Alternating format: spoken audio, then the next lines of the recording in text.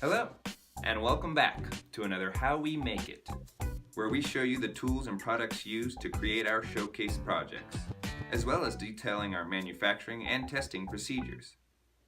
This week, we wanted to show you how we made our vacation cat feeder. When you plug the project into power, you can turn it upside down as all the servos have opened for the trap doors. Being careful to monitor the doors, pressing the middle button closes the servos one at a time. Now, the food portions can be safely loaded. Once the food is ready, we can latch the project to the wall using its protective shield.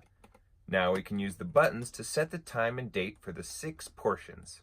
Cosmo was able to get the idea pretty quickly, and now I don't have to worry about her overfeeding, then going hungry.